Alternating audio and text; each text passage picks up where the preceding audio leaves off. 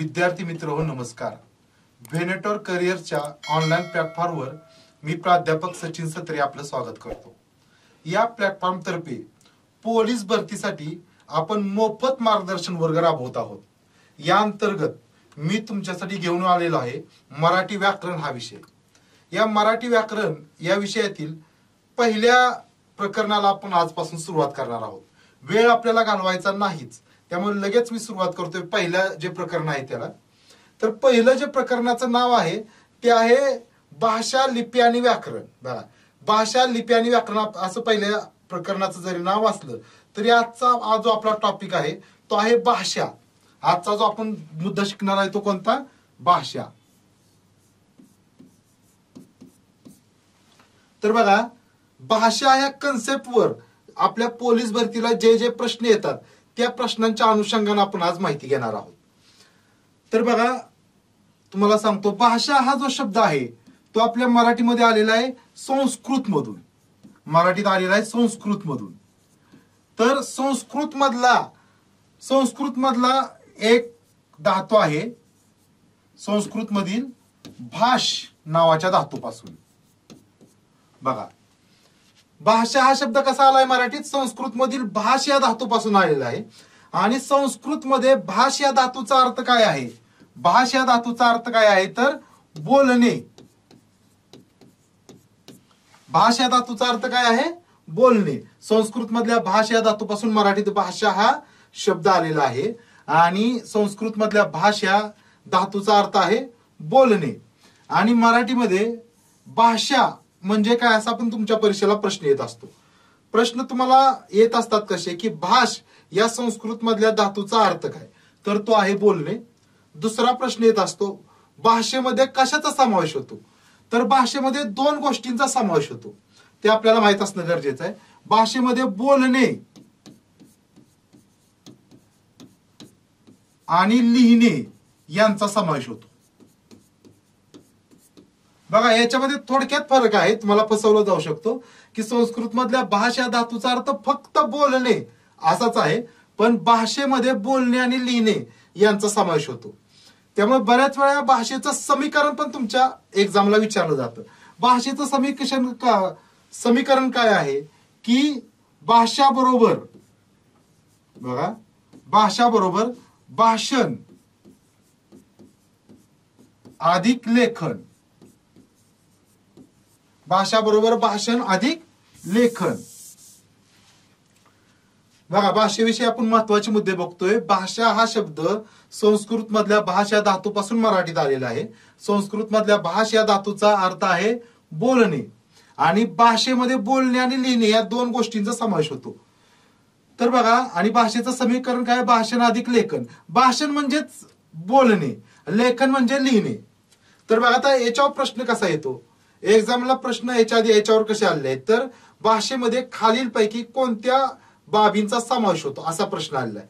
त्यात पहिला पर्याय बोलणे पण दिलेला आहे, लिहिणे पण दिलेला आहे. तिसरा पर्याय लेखन दिलेला आहे. आणि चौथा पर्याय दिलेला आहे 1 आणि 2. म्हणजे हा बोलणे हा पहिला पर्याय आहे, लिहिणे हा दुसरा पर्याय आहे, आणि तिसरा पर्याय आहे काय तर वाचन. आणि चौथा पर्याय काय आहे की चौथा पर्याय 1 व 2. तर तुम्हाला उत्तर लिहायचं 1 व 2, कारण वाचन याचा समावेश भाषेमध्ये होत नाही.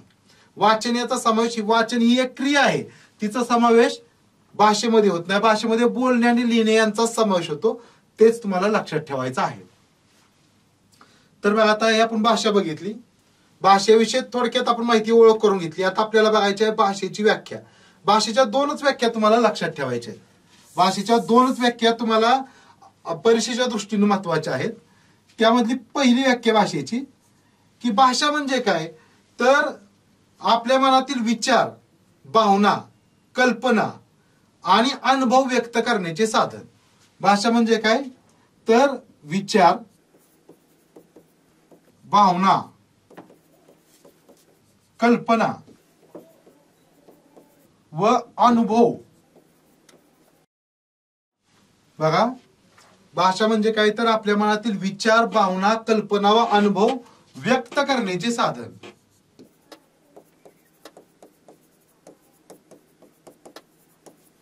हीच व्याख्या तुम्हाला महत्वाची लक्षात ठेवायची. हीच व्याख्या अनेक वेळा आलेली आहे. या वाक्यात थोडासा बदल करून अजून व्याख्या कशी येऊ शकते की फक्त एवढंच येतं की विचार व्यक्त करण्याचे साधन म्हणजे काय. तर विचार व्यक्त करण्याचे साधन म्हणजे सुद्धा भाषा, किंवा विचार व्यक्त करण्याचे विचार, भावना, कल्पना, अनुभव व्यक्त करण्याचे साधन म्हणजे सुद्धा भाषा. आता दुसरी अजून एक व्याख्या येत असते, ते म्हणजे ती व्याख्या कोणती, तर बोलणारा. बघा, बोलणारा व ऐकणारा, बोलणारा व ऐकणारा यांना जोडणारा पूल, यांना जोडणारा पूल, यांना जोडणारा पूल म्हणजे भाषा. बघा, बोलणारा व ऐकणारा यांना जोडणारा पूल. बोलणारा म्हणजे मी आणि ऐकणारा म्हणजे तुम्ही. आपल्या दोघांना जो जोडणारा पूल आहे ती म्हणजे भाषा. अशा भाषेच्या दोन व्याख्या येत असतात. तर भाषेची इथपर्यंत मी तुम्हाला इंट्रोडक्शन दिलेले आहे. आता आपण पुढल्या मुद्द्याकडे जाऊया. पुढला मुद्दा आहे ते म्हणजे भाषेचे प्रकार. भाषेचे प्रकार. बघा, भाषेचे मुख्य दोन प्रकार आहेत. भाषेचे प्रकार, त्यातला पहिला प्रकार आहे तो म्हणजे नैसर्गिक भाषा. नैसर्गिक भाषा किंवा स्वाभाविक भाषा. कोणताही शब्द परीक्षेला तुमच्या येऊ शकतो. कधी कधी परीक्षेला विचारतील की नैसर्गिक भाषा म्हणजे काय, तर कधी विचारतील स्वाभाविक भाषा म्हणजे काय. या दोन्हीचा अर्थ एकच आहे.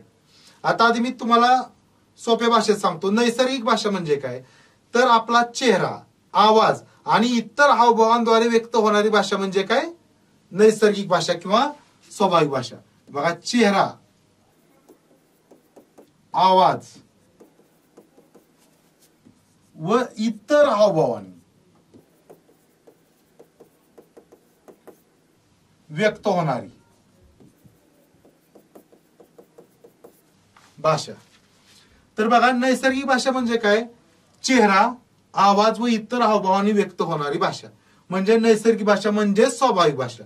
आता याचं उदाहरण काय आहे, तर याचं उदाहरण दोन उदाहरण आहेत. ती दोन्ही उदाहरणं तुम्हाला लक्षात ठेवायची आहेत. पहिलं उदाहरण, याची उदाहरणाची पहिलं उदाहरण आहे ते कोणतं आहे, तर माणसाची बोलण्याची भाषा. माणसाची बोलण्याची भाषा, बोलण्याची किंवा हावभावांची भाषा. आणि दुसरं ह्याचं उदाहरण आहे, नैसर्गिक भाषेचं उदाहरण आहे ती. तर नैसर्गिक भाषेचं दुसरं उदाहरण आहे ती म्हणजे पशुपक्ष्यांची आवाजाची भाषा. पशुपक्ष्यांची आवाजाची भाषा.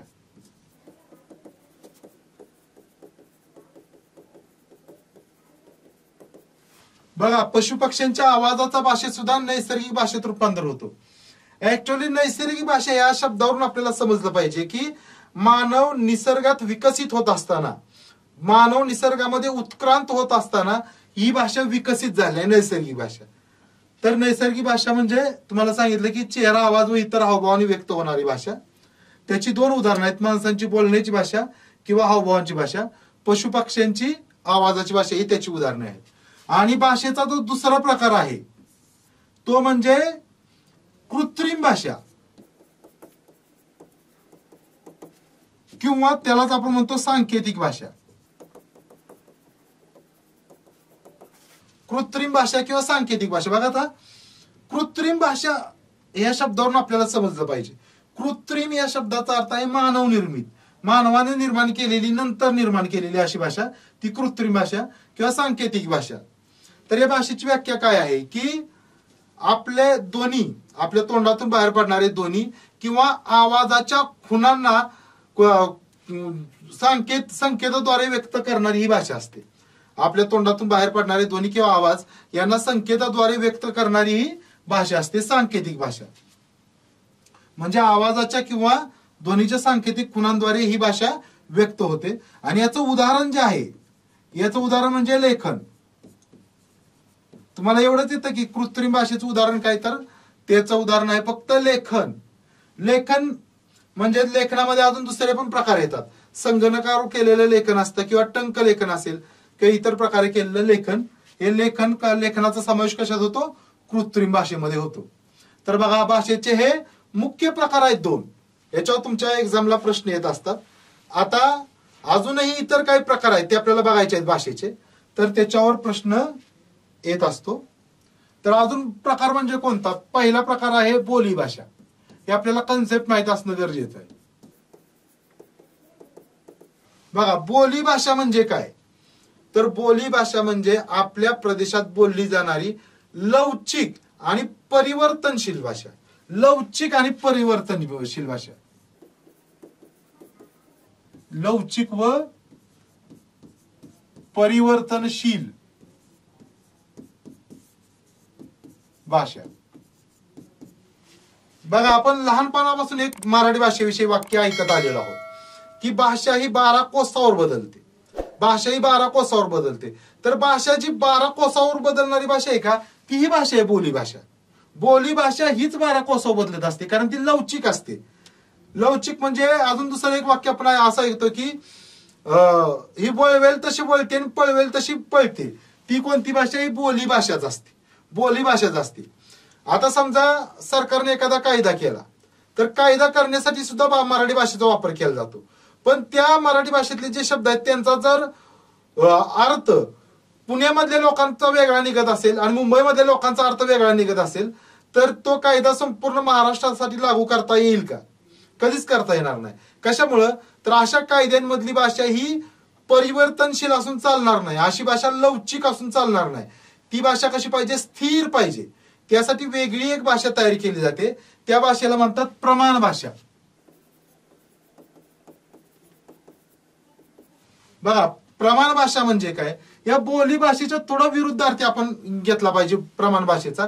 प्रमाण भाषा म्हणजे कार्यालयीन उपयोगासाठी वापरली जाणारी भाषा किंवा सरकारचे कायदे वगैरे तयार करते त्यासाठी वापरली जाणारी भाषा, किंवा जे सरकारी रेडिओ, दूरदर्शन याच्यावर ज्या बातम्या दिल्या जातात, माहिती सांगितली, त्यामध्ये वापरली जाणारी भाषा म्हणजे ही प्रमाण भाषा असते. प्रमाण भाषेचं काय? प्रमाण भाषेचं वैशिष्ट्य काय आहे की त्यामध्ये उच्चारल्या जाणाऱ्या प्रत्येक शब्दाचा अर्थ प्रत्येक ठिकाणी एकच असतो, तो बदलत नाही.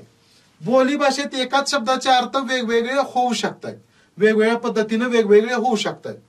आता बोली भाषेचं एक उदाहरण जर द्यायचं म्हटलं तर काढणे हा जर शब्द आपण घेतला समजा बोली भाषेतला, काढणे. आता या भिंतीवर एखादं चित्र आहे, ते चित्र जर एखाद्याला म्हणलं तू ते चित्र काढ, तर तो काय करेल? भिंतीवर लटकवलेलं ते चित्र आहे ते काढून बाजूला ठेवेल. किंवा दुसरा काय करेल? एखादा ते चित्र काय करेल? पेन घेऊन ते रेखाटायला सुरुवात करेल. तसं प्रमाण भाषेत ते जे काम आहे ते त्याच शब्दात सांगणं गरजेचं असतं की ते चित्र काढ, म्हणजे चित्र रेखाटायचं आहे का तिथून भिंतीवरून काढून बाजूला ठेव असं सांगायचं, असं स्पष्ट बोलावं लागतं. ते प्रमाण भाषेत होतं. तर प्रमाण भाषा म्हणजे काय? कार्यालयीन उपयोगासाठी वापरली जाणारी भाषा. आणि ही जी भाषा आहे ती काय असते? स्थिर आणि स्थितिशील असते. या भाषेचं वैशिष्ट्य काय आहे? स्थिर. ही स्थिर व स्थितिशील असते. त्याचबरोबर या भाषेचं अजून काय वैशिष्ट्य आहे? तर ही भाषा अपरिवर्तनीय असते, अपरिवर्तनशील असते.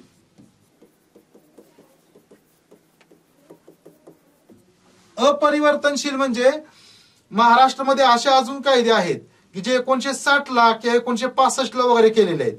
ते कायदे अजूनही तसेच लागू आहेत आणि त्यावेळी कायदा करताना त्या शब्दांचे जे अर्थ होते ते तसेच आजही लागू आहेत. कारण ही प्रमाण भाषा ही कशी असते? अपरिवर्तनशील असते. तर भाषेचे हे दुसरे दोन प्रकार आपण बघितले. त्यानंतर अजून एक प्रकार भाषेचा आपल्याला बघायचा आहे, तो म्हणजे मातृभाषा.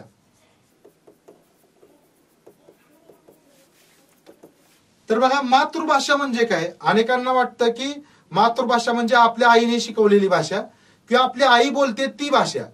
पण मातृभाषेचा खरा अर्थ आहे आपल्या घरात बोलली जाणारी भाषा. आपल्या घरात बोलली जाणारी भाषा जी आपण लहानपणापासून शिकतो. आपल्या घरात बोलली जाणारी जी भाषा असते ती फक्त आपल्या आईकडूनच आपण शिकत नाही, तर आपल्या घरातले इतर लोक जे बोलतात त्यांचं ऐकून पण आपण शिकत असतो. आपल्या कुटुंबातले सगळे लोक आपल्याला ती भाषा शिकवत असतात. त्यामुळे मातृभाषा म्हणजे आपल्या घरात बोलली जाणारी भाषा, हे लक्षात ठेवणं गरजेचं आहे. घरात बोलली जाणारी भाषा.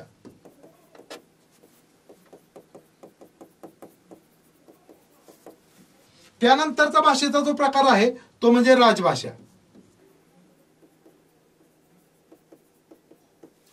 राजभाषा बघा, राजभाषा जी असते ती विशिष्ट राज्याची भाषा असते. विशिष्ट राज्याची भाषा कशामुळे असते तर ती राज्य सरकारने तशी जाहीर केलेली असते. राज्य सरकार एखाद्या भाषेला आपल्या राज्याची राजभाषा म्हणून जाहीर करू शकते. एखाद्या किंवा अनेक भाषांना पण राजभाषा म्हणून जाहीर करता येतं. आपल्या महाराष्ट्राची राजभाषा आहे मराठी. महाराष्ट्र सरकारने ती राजभाषा म्हणून जाहीर केली आहे मराठी भाषा. तर याविषयी तुमच्या परीक्षेला कोणता प्रश्न येतो की मराठीला राजभाषेचा दर्जा कधी मिळाला? तर मराठीला जो राजभाषेचा दर्जा मिळालेला आहे तो महाराष्ट्र एका अधिनियमानुसार मिळालेला आहे. तो आहे महाराष्ट्र राजभाषा अधिनियम 1964 नुसार. महाराष्ट्र राजभाषा अधिनियम 1964 नुसार मराठीला राजभाषेचा दर्जा मिळाला. हा अधिनियम तुम्हाला लक्षात ठेवणं गरजेचं आहे, कारण मराठी राजभाषा आहे ही सर्वांना माहिती आहे, पण कोणत्या अधिनियमानुसार ती राजभाषा आहे हे माहित असणं गरजेचं आहे. राजभाषा. त्यानंतरचा दुसरा मुद्दा आहे भाषेसंदर्भातला तो म्हणजे राष्ट्रभाषा. तर बघा, राष्ट्रभाषा म्हणजे संपूर्ण देशाची एकच भाषा असणे. पण आपल्या भारतामध्ये आजपर्यंत कोणत्याही भाषेला राष्ट्रभाषेचा दर्जा मिळालेला नाही. राज्यघटनेमध्ये पण अशा भाषेचा दर्जा दिलेला नाही, पहिला मुद्दा. आणि केंद्र सरकारनं पण अशी कोणती भाषा जाहीर केलेली नाही. राष्ट्रभाषा. हिंदीला राष्ट्रभाषा म्हणत असले तरी हिंदी भाषेला सुद्धा राष्ट्रभाषेचा दर्जा मिळालेला नाही. त्यामुळे भारतात कोणतीही राष्ट्रभाषा नाही, हा मुद्दा आपण लक्षात ठेवणं गरजेचं आहे. पण त्याचबरोबर दुसरा एक मुद्दा आपण लक्षात ठेवणं गरजेचं आहे, ती म्हणजे भारत सरकारची ऑफिशियल लँग्वेज किंवा कार्यालयीन भाषा कोणती, असा प्रश्न येऊ शकतो तुमच्या एक्झामला. भारत सरकारच्या कार्यालयीन भाषा 2 आहेत. कार्यालयीन भाषा म्हणजे कार्यालयीन कामकाजाच्या भाषा.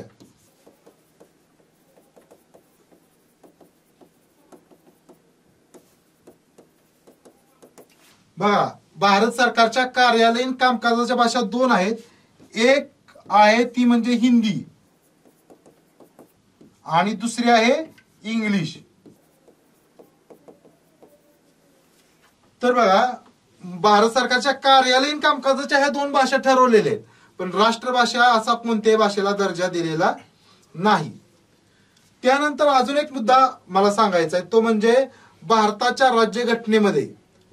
राज्यघटनेमध्ये जे 8वं परिशिष्ट आहे त्या 8व्या परिशिष्टामध्ये 22 भाषांचा उल्लेख आहे. एवढीच फक्त माहिती तुम्ही लक्षात ठेवा, याच्यापेक्षा जादा माहिती लक्षात ठेवायची गरज नाही. वेगवेगळ्या पुस्तकांमध्ये वेगवेगळी माहिती दिलेली आहे, पण त्याच्यावर काही आपल्या मराठी व्याकरणामध्ये तसा प्रश्न येत नाही. आपल्या मराठी व्याकरणामध्ये भाषा या मुद्द्याला धरून जर प्रश्न आला तर तो एवढाच येऊ शकतो की भारतीय राज्यघटनेच्या 8व्या परिशिष्टामध्ये, राज्यघटनेच्या 8वे परिशिष्ट जे आहे त्याच्यामध्ये 22 भाषांचा उल्लेख आहे.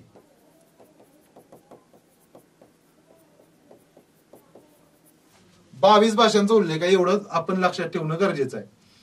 तर बघा, आता आपण काय बघितलं, थोडक्यात फक्त रिव्हिजन करतो. बोलीभाषा. बोलीभाषा म्हणजे जी लवचिक आणि परिवर्तनशील असते, जी आपल्या प्रदेशात बोलली जाते. प्रमाण भाषा म्हणजे जी स्थिर व स्थितीशील असते, जी कार्यालयीन कामकाजासाठी वापरली जाणारी भाषा असते. कायदे तयार करताना हीच भाषा वापरली जाते. त्यानंतर मातृभाषा. मातृभाषा म्हणजे काय, आपल्या घरात बोलली जाणारी भाषा. राजभाषा म्हणजे राज्य सरकार अशी भाषा ठरवते, आणि मराठीला राजभाषेचा दर्जा मिळाला आहे महाराष्ट्र राजभाषा अधिनियम 1964 नुसार. राष्ट्रभाषा. तर भारतामध्ये कोणत्याही भाषेला राष्ट्रभाषेचा दर्जा मिळालेला नाही, पण भारत सरकारनं काय केलेलं आहे, हिंदी आणि इंग्लिश या 2 भाषांना कार्यालयीन भाषेंचा, कार्यालयीन कामकाजाच्या भाषेंचा दर्जा दिलेला आहे. आणि आपल्या राज्यघटनेतलं जे 8वं परिशिष्ट आहे त्या 8व्या परिशिष्टामध्ये 22 भाषांचा उल्लेख आहे. आता ह्या भाषांचे आपल्याला प्रकार सांगितले. आता एक भाषेचा प्रकार नाही, दुसरा जो मुद्दा मी तुम्हाला सांगणार तो भाषेचा प्रकार म्हणण्यापेक्षा भाषांना दिला जाणारा दर्जा याविषयी आपण माहिती बघणार आहोत. तो म्हणजे अभिजात भाषेचा दर्जा.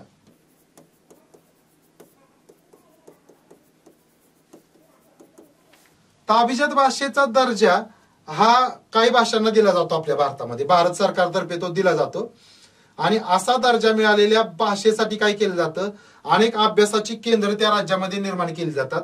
केंद्र सरकारकडून त्या भाषेच्या विकासासाठी काही निधी दिला जातो पैशांच्या स्वरूपात. त्यामुळं प्रत्येक राज्यातल्या प्रत्येक जी भाषा आहे, त्यामुळे प्रत्येक राज्याला असं वाटतं की आपल्या राज्यामधली जी महत्वाची भाषा आहे तिला अभिजात भाषेचा दर्जा मिळावा. पण हा अभिजात भाषेचा दर्जा मिळवण्यासाठी काही निकष आहेत. निकष, अभिजात भाषा म्हणजे काय पहिल्यांदा तुम्हाला सांगतो थोडक्यात. एक तर ती भाषा प्राचीन असणं गरजेचं आहे, ती भाषा प्राचीन असणं गरजेचं आहे. आणि दुसरा मुद्दा आहे, त्या भाषेत मुळातूनच काही ज्ञान निर्मिती झालेली पाहिजे. दोन मुद्दे आहेत. अभिजात भाषेचा दर्जा कुणाला मिळणार, तर जी भाषा प्राचीन आहे, पहिला मुद्दा. दुसरा मुद्दा, ज्या भाषेत काहीतरी मुळातून ज्ञान निर्मित झाली. या दोन निकषांवर उतरणाऱ्या भाषेला अभिजात भाषेचा दर्जा मिळतो. तो हा प्राचीनत्व हा एक मुद्दा आहे, प्राचीन भाषा असणे. आणि दुसरा मुद्दा आहे मुळातच ज्ञान निर्मिती. तर या निकषावर उतरलेल्या आपल्या भारतातल्या भाषा आहेत एकूण 6 भाषांना अभिजात भाषेचा दर्जा मिळालेला आहे. तर त्या 6 भाषा कोणत्या, ज्या क्रमाने त्यांना हा दर्जा मिळालेला आहे त्या क्रमानंच त्या लक्षात ठेवण्यासाठी मी एक ट्रिक तयार केली आहे. ती ट्रिक तुम्हाला सांगतो, त्याच्या आधारे तुमच्या लक्षात येईल. त्या भाषा आहेत ते म्हणजे तसं ते कमल ओढ. तसं ते कमल ओढ या ट्रिकच्या आधारे आपण त्या ज्या 6 भाषांना अभिजात भाषेचा दर्जा मिळालेला आहे तो आपण त्या भाषा लक्षात ठेवू शकतो. त म्हणजे तमिळ, स म्हणजे संस्कृत, ते म्हणजे तेलुगू, क म्हणजे कन्नड, मल म्हणजे मल्याळम आणि ओड म्हणजे ओडिया. ह्या त्या 6 भाषा आहेत. त्या 6 भाषांना अभिजात भाषेचा दर्जा मिळालेला आहे. तर बघा, याच्यावरून आपल्याला एक काय समजतंय की जर परीक्षेला असा प्रश्न आला की भारतात सर्वप्रथम कोणत्या भाषेला अभिजात भाषेचा दर्जा मिळाला, तर यावरून तुम्हाला समजतंय की तमिळ या भाषेला काय मिळालेला आहे, सर्वप्रथम अभिजात भाषेचा दर्जा मिळालेला आहे. कारण या भाषा प्राचीन तर आहेत आणि यांच्यात मुळातच ज्ञान निर्मिती झालेली आहे. आता मराठीला पण अभिजात भाषेचा दर्जा मिळावा यासाठी राज्य सरकारचे प्रयत्न सुरू आहेत. आणि त्या प्रयत्नांचाच एक भाग म्हणून महाराष्ट्र सरकारने एक समिती नेमलेली होती. त्या समितीवर तुम्हाला प्रश्न येतो की मराठी भाषेला अभिजात भाषेचा दर्जा मिळावा यासाठी महाराष्ट्र शासनानं कोणती समिती नेमली, तर ती समिती आहे रंगनाथ पाठारे समिती.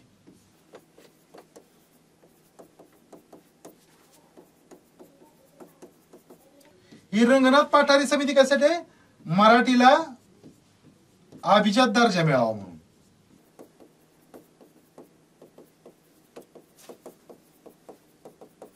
मराठीला अभिजात भाषेचा दर्जा मिळावा म्हणून काय नेमलेले, रंगनाथ पाठारे नावाची समिती नेमलेली. ही लक्षात अत्यंत महत्वाची समिती आहे, कारण या समितीवर आतापर्यंत अनेक वेळा प्रश्न आलेले आहेत. रंगनाथ पाठारे समिती. तर बघा, या अभिजात भाषेविषयी तुम्हाला एवढेच प्रश्न येतात की अभिजात भाषा म्हणजे काय, त्याचे 2 निकष आपण लक्षात ठेवणं गरजेचं आहे. दुसरा मुद्दा आहे तो म्हणजे भारतात किती भाषांना अभिजात भाषेचा दर्जा मिळाला आहे, तर त्या आहेत किती, एकूण 6 भाषा आहेत. 6 भाषा आहेत. तो 6 हा आकडा आपण लक्षात ठेवायचा आहे. आणि त्या भाषा कोणत्या आहेत त्यांची नावं पण आपण लक्षात ठेवायची आहेत. आणि त्यानंतर मराठी भाषेला अभिजात भाषेचा दर्जा मिळावा म्हणून महाराष्ट्र शासनानं कोणती समिती नेमली होती, त्या समितीचं नाव पण आपल्याला लक्षात ठेवायचं आहे. ती म्हणजे रंगनाथ पाठारे समिती. आता आपण भाषांचे प्रकार बघितले, पण भाषांचे आता जो पुढला मुद्दा बघायचा तो म्हणजे भाषा गट. भाषा गट, तर भाषा गट भारतामध्ये 2 आहेत. भाषांचे 2 गट पडतात भारतामध्ये. तर ते 2 भाषांचे गट फक्त तुम्हाला लक्षात ठेवायचं आहे. ते महत्वाचे गट मी तुम्हाला सांगतो. भारतातील भाषा गट,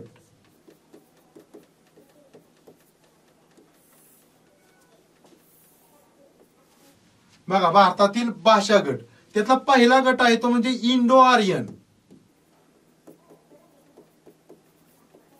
इंडो आर्यन भाषा गट.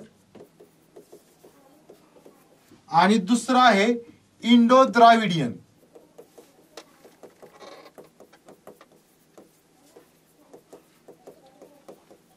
तर या भाषा गटांसंदर्भात फक्त तुमच्या परीक्षेला प्रश्न काय येतो की खालीलपैकी कोणत्या भाषेचा समावेश इंडो आर्यन भाषा गटात होतो, किंवा खालीलपैकी कोणत्या भाषेचा समावेश इंडो द्राविडियन भाषा गटात होतो, असा प्रश्न येतो. त्यामुळे या संदर्भात फक्त त्या भाषांची यादी आपण लक्षात ठेवणं गरजेचं आहे.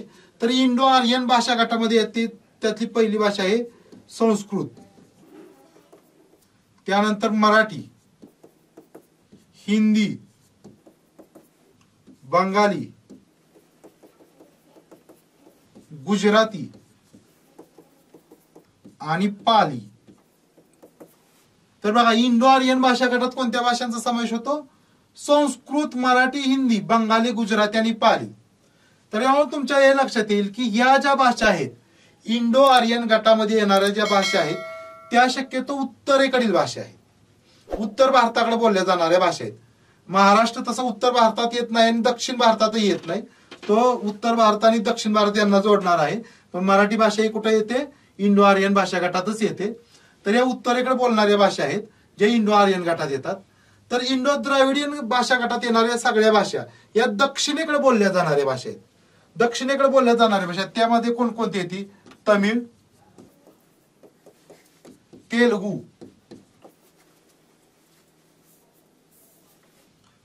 तेलुगू, मल्याळम, ओडिया, कन्नड. तर बघा इंडो द्राविडियन गटात कुठल्या भाषा येतात? दक्षिणेकडील सगळ्या भाषा येतात. दक्षिणेकडील सगळ्या भाषा येतात इंडो द्राविडियन भाषा गटात. तर ह्या भाषा पण लक्षात ठेवणं तुम्हाला सोपं आहे, कारण मगाशी मी जे तुम्हाला सांगितलं की भारतात अभिजात भाषांचा दर्जा मिळालेल्या भाषा त्यामधल्याच ह्या भाषा आहेत. त्यामधली फक्त संस्कृत ही भाषा आहे ती इंडो आर्यन भाषा गटात येते. अभिजात भाषेचा दर्जा मिळालेल्या भाषांपैकी फक्त संस्कृत भाषा ही कुठं इंडो आर्यन भाषा गटात येते. नाहीतर इतर राहिलेल्या ज्या 5 भाषा आहेत त्या कुठे येतात? इंडो द्राविडियन भाषा गटात येतात. इंडो द्राविडियन भाषा गटात येतात. तर तुम्हाला हे भाषा गट फक्त लक्षात ठेवणं, भाषा गटातले फक्त भाषा लक्षात ठेवणं गरजेचं आहे की इंडो आर्यन भाषा गटात कोणते येतात. या संदर्भात साधी ट्रिक आपण लक्षात ठेवणं गरजेचं आहे. ती म्हणजे इंडो आर्यन भाषा गटात येणाऱ्या भाषा उत्तरेकडले आहेत, त्यामध्ये मराठी पण आहे. आणि इंडो द्राविडियन भाषा गटात येणाऱ्या भाषा ह्या दक्षिणेकडील आहेत. आणि त्या सर्व भाषांना काय मिळालेलं आहे? अभिजात भाषेचा दर्जा मिळालेला आहे. आता बघा, आता शेवटच्या मुद्द्याकडे आपण येत आहोत. या भाषांच्या विषयी आपण बघितलं. आता फक्त शेवटचा मुद्दा म्हणजे मराठी भाषेविषयी थोडक्यात आपण माहिती घेऊया आणि आपलं आजचं लेक्चर संपेल त्यानंतर.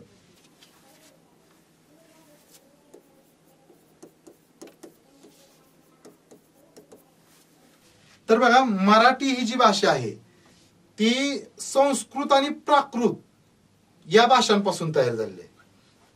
बघा मराठी भाषा मुख्यतः संस्कृत आणि प्राकृत या भाषांपासून तयार झालेली आहे. पण मराठीमधली जी शब्द संपत्ती आहे ती आपण इतर भाषांकडूनही घेतली आहे. संस्कृत आणि प्राकृत सोडून इतर भाषांकडूनही आपण घेतलेली आहे. उदाहरणार्थ गुजराती असेल, कन्नड असेल, तमिळ असेल, या भाषांच्याकडून पण आपण काही शब्द घेतलेले आहेत.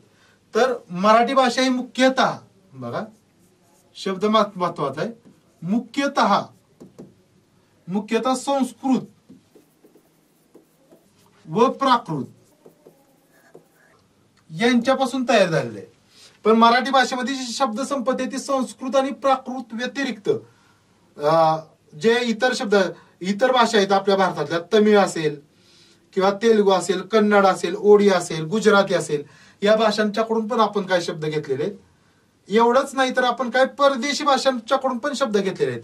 पोर्तुगीज असेल, फ्रेंच असेल किंवा जपानी भाषा असेल, इंग्रजी भाषा असेल, यांच्याकडून पण आपण काही शब्द घेतलेले आहेत. तर इथं लक्षात ठेवायचा मुद्दा, मराठी भाषा मुख्यतः संस्कृत व प्राकृत या भाषांपासून तयार झालेले. आणि मराठी भाषेसंदर्भातला दुसरा महत्वाचा मुद्दा ते म्हणजे मराठीच्या उपबोली. तर मराठीच्या कोणकोणत्या उपबोली आहेत याच्यावर परीक्षेला प्रश्न येत असतो. तर त्यामध्ये तुम्हाला फक्त दोनच उपबोली लक्षात ठेवायचे. मराठीच्या तशा उपबोली अनेक आहेत, मराठीच्या उपबोली अनेक आहेत, पण त्यामधल्या दोनच महत्वाच्या उपबोली लक्षात ठेवायचे. बघा, मराठीच्या उपबोली,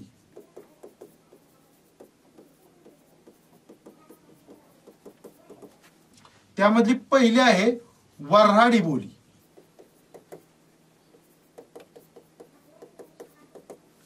मराठीच्या ज्या उपबोली आहेत त्यामधली पहिली आहे वऱ्हाडी बोली. वऱ्हाडी बोली विदर्भात बोलली जाणारी भाषा आहे, विदर्भात बोलली जाणारी भाषा आहे वऱ्हाडी बोली. दुसरी आहे मराठीची उपबोली, ती म्हणजे अहिराणी भाषा. अहिराणी भाषा ही अहिराणी भाषा जी आहे ती मुख्यतः खानदेशात बोलली जाते. खानदेशात म्हणजे महाराष्ट्राच्या उत्तरेकडे जे महाराष्ट्रातले उत्तरेकडील जे 3 जिल्हे आहेत, धुळे, नंदुरबार आणि जळगाव, या 3 जिल्ह्यांना मिळून खानदेश म्हणतात. त्या भागात बोलली जाणारी भाषा म्हणजे अहिराणी भाषा. अहिराणी भाषा आणि वऱ्हाडी बोली या मराठीच्या 2 उपबोली आहेत. आता मराठी भाषेविषयी मी फक्त तुम्हाला मुद्दा आज काय सांगतोय की परीक्षेत येणाऱ्या मुद्द्यांसंदर्भात सांगतोय. त्यानंतरचा मुद्दा आहे तो म्हणजे भारतामध्ये बोलणाऱ्यांच्या संख्येनुसार मराठीचा कितवा क्रमांक लागतो, हा एक प्रश्न येतो. भारतामध्ये बोलणाऱ्यांच्या संख्येनुसार मराठी भाषेचा कितवा क्रमांक लागतो, तर बोलणाऱ्यांच्या संख्येनुसार मराठीचा 3रा क्रमांक लागतो.